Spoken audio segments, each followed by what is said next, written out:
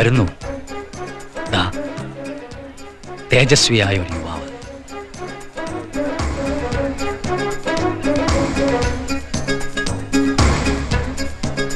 മത്സരിക്കാനുള്ള ദൃഢനിശ്ചയം മുഖത്ത്. പ്രായം കണ്ടാരും തെറ്റിദ്ധരിക്കണ്ട. ഉറച്ച കാൽവെപ്പിൽ ധൈര്യം, നോട്ടത്തിൽ പക്വത.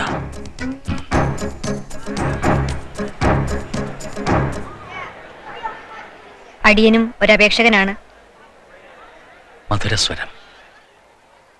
അഭ്യാസ പരീക്ഷകൾ കുറച്ച് അപകടമേറിയതാണ്, ആളുകൾ പറഞ്ഞില്ലേ?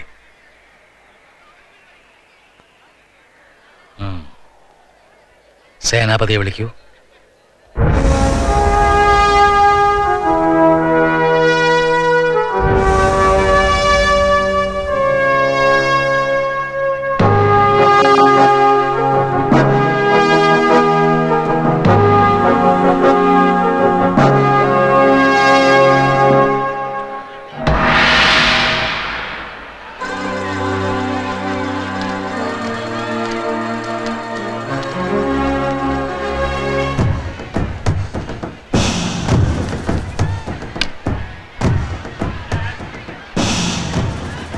ചെറുപ്പം.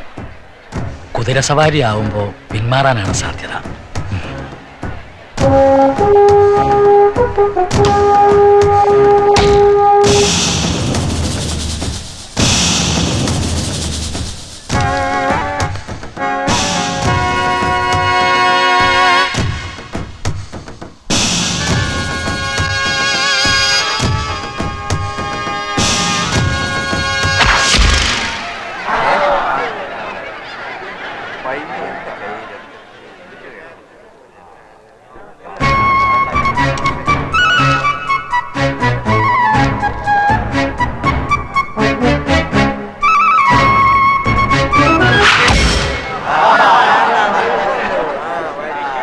അഭ്യാസി തന്നെ.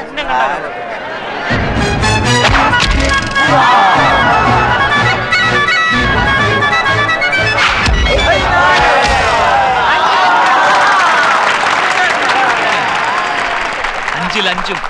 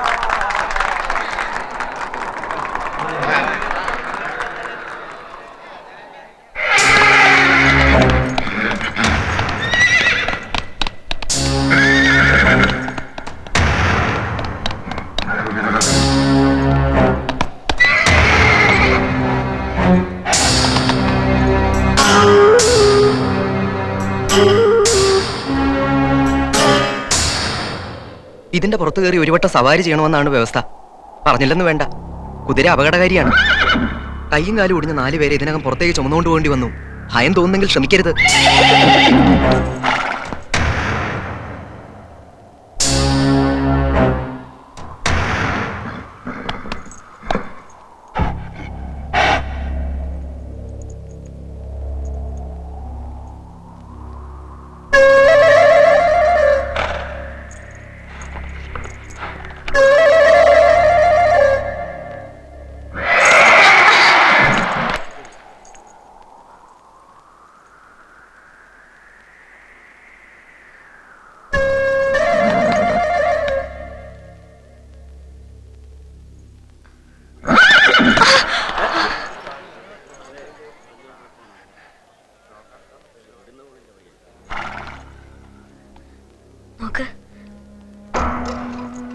കഷ്ടകാലത്തിന് ഞാനിവിടെ വന്നു പെട്ടു. നിന്നെ കീഴടക്കാൻ എനിക്കാവില്ല. നീ എന്നെ സഹായിക്കാതെ പറ്റില്ല.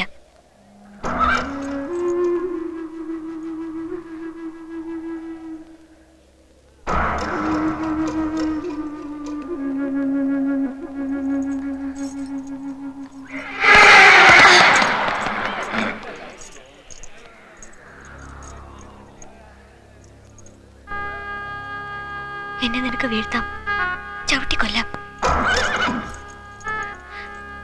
ഞാനൊരു പാവാണ്, ഇങ്ങനൊരു വേഷം കെട്ടേണ്ടി വന്നു.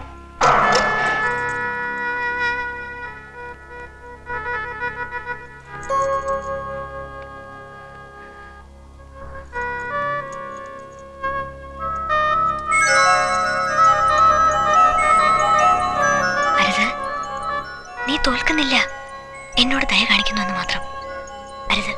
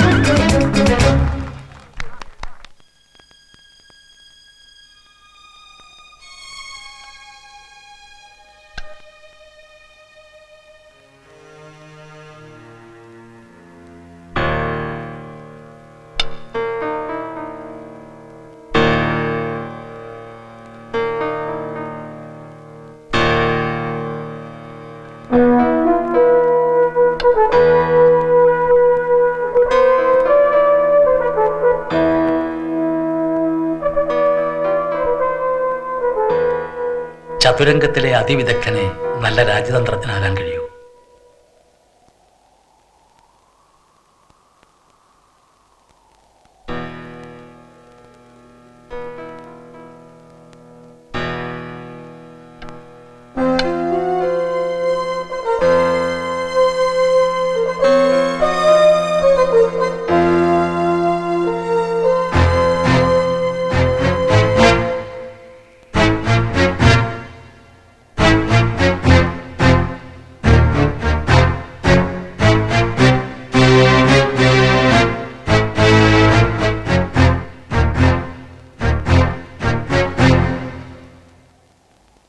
ക്ഷമിക്കണം, എനിക്ക് തെറ്റി. ഉദ്ദേശിച്ച നീക്കം ഇതല്ല.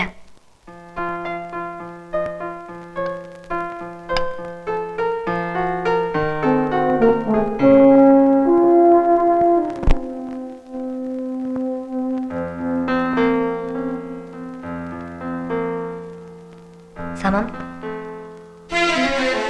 ശരിയാണ്, ആർക്കും അടിയറവില്ല. സമാസമം.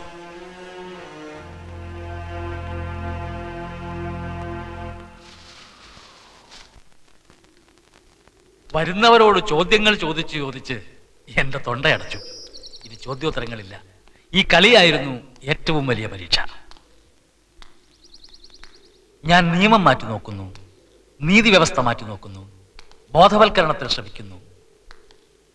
പാർമനദീസ് പണ്ട് പറഞ്ഞതായിരിക്കാം ശരി. അതെ, അതാണ് ശരി.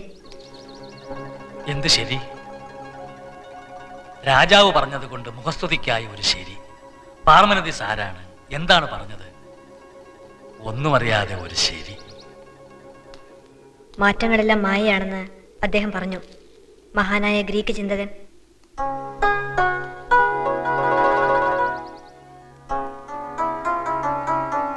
പേര്? സമീർ.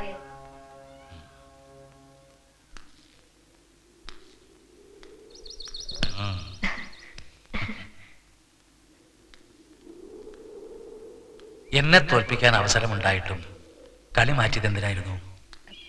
ഒരു യുദ്ധത്തിലെ തോൽവി അങ്ങ് മറക്കും, ഒരു കളിയിലെ തോൽവി കയ്പായി മനസ്സിൽ നിൽക്കും എന്നെനിക്ക് ബോധ്യമായതുകൊണ്ട്. ഇന്നു വരെ എന്നെ ആരും തോൽപ്പിച്ചിട്ടില്ല. എനിക്ക് ചില നീക്കങ്ങൾ ഇനിയും പഠിക്കാനുണ്ടെന്ന് ഇന്ന് മനസ്സിലായി. നമുക്ക് ഇടയ്ക്കൊക്കെ കളിക്കണം.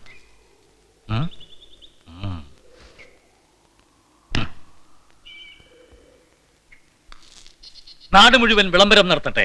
ഈ യുവാവിനെ നാമിത നമ്മുടെ മഹാരാജ്യത്തെ മന്ത്രിയായി അവരോധിക്കുന്നു.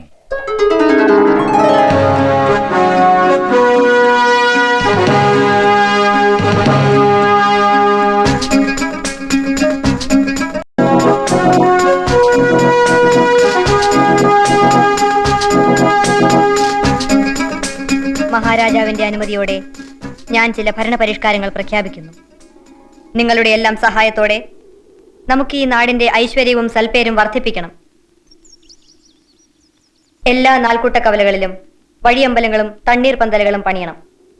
വിശന്നും ദാഹിച്ചും ഒരാളും ദിൽബാർ രാജ്യത്തിലൂടെ കടന്നു പോവാൻ പാടില്ല. വരൾച്ച ബാധിച്ച സ്ഥലങ്ങളുടെ കണക്കെടുത്ത് അവിടെ ജലാശയങ്ങൾ നിർമ്മിക്കണം. ആ ഉത്തരവാദിത്വം ഞാൻ സേനാപതി ഏൽപ്പിക്കുന്നു. കിണറുണ്ടാക്കുന്ന പണിയോ പട്ടാളക്കാർക്ക്? അവരുടെ വീര്യം കെടുത്തണമെന്നാണോ മന്ത്രി പറയുന്നത്? യുദ്ധം നിത്യത്തൊഴിലല്ലോ. യുദ്ധമില്ലാത്തപ്പോൾ നാട്ടിനു വേണ്ടി ദേഹാധ്വാനം. മടി പിടിച്ചിരിക്കുന്നവർക്ക് ഒരായാസം ഉണ്ടാവട്ടെ.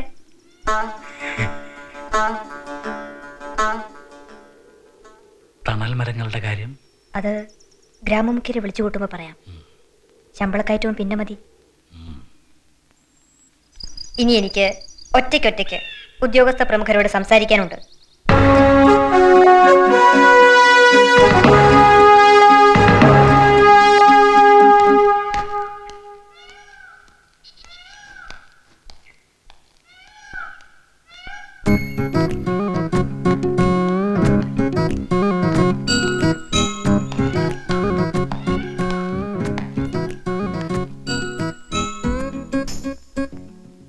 അലസരുടെ ഒരു കൂട്ടം തർക്കിച്ചും വാദിച്ചും തളർന്നുപോയി. കേട്ടു കുറച്ചൊക്കെ. അവരെ കൊണ്ട് ശരിക്ക് പണിയെടുപ്പിക്കണമെന്ന് മഹാരാജാവ് സ്വകാര്യം പറഞ്ഞു. കർക്കശനാവാൻ അദ്ദേഹത്തിന് ഒരിക്കലും കഴിയില്ല.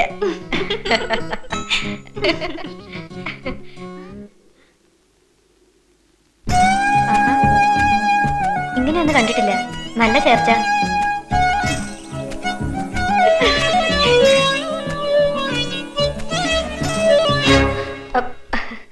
അയ്യോ, ഞാൻ എന്തോ ഓർത്ത് അറിയാതെ. രാജകുമാരി ക്ഷമിക്കണം.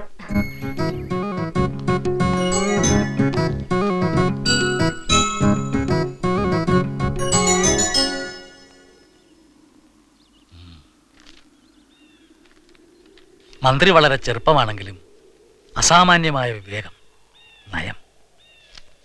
ആശ്വാസമായി. എൻ്റെ കാലശേഷവും ഈ രാജ്യം ശ്രേയസ്സോടെ നിലനിൽക്കും. രാജകുടുംബവും അനുയോജ്യനായ വരനു വേണ്ടിയുള്ള അന്വേഷണവും അവസാനിപ്പിക്കാം. ശരിയാണ്. അനുയോജ്യൻ, അനുഗുണൻ, അനുരൂപൻ. അതും ഒന്ന് സൂചിപ്പിച്ചാൽ. ഭരണപരിഷ്കാരങ്ങൾ മുഴുവൻ നടപ്പിൽ വരുത്തി കഴിയട്ടെ. ഇപ്പോഴേ തിരക്ക് കൂട്ടുന്നത് ശരിയല്ലല്ലോ. ചാരന്മാർ തിരിച്ചെത്തിയോ? ചൂതാട്ട സ്ഥലത്തും മദ്യശാലകളിലും കയറിയിറങ്ങിയ ഒരു ധൂർത്തൻ മൻസൂറിനെ പറ്റി ആളുകൾക്കറിയാം. കണ്ടുപിടിച്ചില്ലേ? ആ കൊള്ളരുതാത്തവൻ എവിടാണെന്ന് ആർക്കും വിവരമില്ല.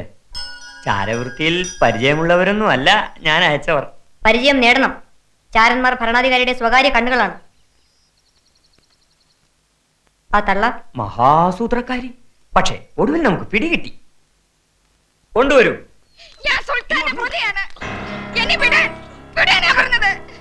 എന്നെ തട്ടിക്കൊണ്ട് വന്നതറിഞ്ഞാൽ സുൽത്താന്റെ പട്ടാളം ഈ തവട്ടൻ രാജ്യം കൊളം കോരും. ചെറുക്കനെ കട്ടടിക്കാൻ പറ. തള്ളേ നാവരീന് അത് ഞങ്ങളുടെ മഹാമന്ത്രിയാ.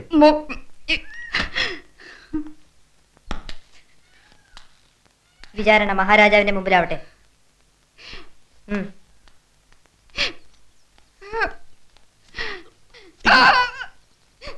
എവിടെയാ വിചാരണ? ഇതേതാ രാജ്യം? വിചാരണയിൽ ഇതും കൂടി ഇരുന്നോട്ടാ തോടിയ.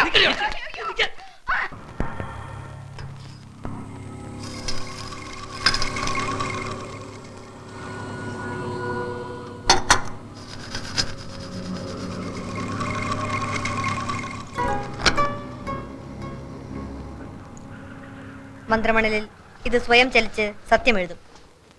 എനിക്കത് വായിക്കാൻ കഴിയും. സംഭവങ്ങൾ കാണാനും കേൾക്കാനും കഴിയും. ഇവർ ഹീനമായ ഒരു കുറ്റം ചെയ്തിട്ടുണ്ട്. എന്താ നിന്റെ തൊഴിൽ? ഒന്നുമില്ല.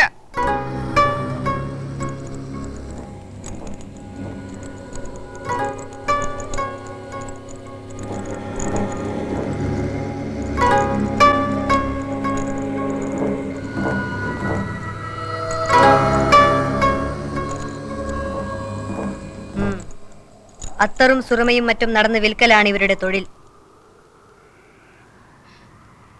ശരിയല്ലേ?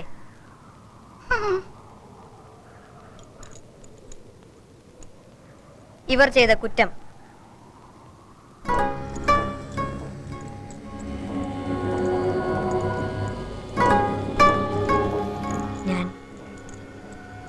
ഞാൻ കാണുന്നു. ഞാൻ കാണുന്നു. ഒരു രാത്രി ഒരു അടിമക്കച്ചവടക്കാരന്റെ കോട്ട. ഒരു ജനവാതിൽ തുറക്കുന്നു. ഒരു പാവം പെൺകുട്ടി രക്ഷപ്പെടാൻ വഴി കണ്ട ആഹ്ലാദം. ഒരു കുതിരപ്പുറത്ത് രക്ഷപ്പെടുത്താനുള്ള ആള് വരുമെന്ന് അവളോട് പറഞ്ഞിരുന്നു. കുതിരപ്പുറത്ത് ആള് വരുന്നു. അവൾ ചാടുന്നു. രക്ഷപ്പെട്ടു എന്ന് വിചാരിച്ച് അവൾ ആശ്വസിക്കുമ്പോൾ മനസ്സിലാവുന്നു വന്നത് തന്റെ ചങ്ങാതിയല്ല, ഒരു കൊള്ളക്കാരനാണെന്ന്. ആ പെൺകുട്ടിയെ വഞ്ചിച്ച് കൊള്ളക്കാരന് വിറ്റത് നിങ്ങളല്ലേ? സത്യം പറ. അല്ല അല്ല, അവൾക്ക് ഞാൻ ഒരു ദ്രോഹം ചെയ്യില്ല. ഞാൻ ഒരു തെറ്റും ചെയ്തിട്ടില്ല. എന്നെ വിശ്വസിക്കണേ. മന്ത്രമണലിൽ കാണുന്നത് തെറ്റാറില്ല. പറഞ്ഞതൊക്കെ സത്യമാണ്. പക്ഷേ ഇതെല്ലാരും ഒന്ന് കേൾക്കണം. കൃത്യസമയത്ത് പോകാൻ ഞാൻ ആ ഗുണം പിടിക്കാത്ത ചെറുക്കനോട് പറഞ്ഞതാണ്. വീഞ്ഞും കുടിച്ച് അവൻ സത്രത്തിൽ കിടന്ന് ഉറങ്ങിപ്പോയി. ഞാൻ അവിടെ ചെന്ന് അന്വേഷിച്ചു. സത്ര ഉടമ സാക്ഷി പറയാൻ തയ്യാറാണ്. എന്റെ തെറ്റല്ല. പാവം, അവളുടെ കഷ്ടകാലം. ഞാൻ ഒരു തെറ്റും ചെയ്തിട്ടില്ല. എന്നെ വിശ്വസിക്കണേ. ഒക്കെ ആ ചെറുക്കൻ കാരണമാ. അവനെവിടെ? അറിയില്ല. അവനെ അന്ന് കണ്ടതാ, പിന്നെ ഒരു വിവരവും ഇല്ല.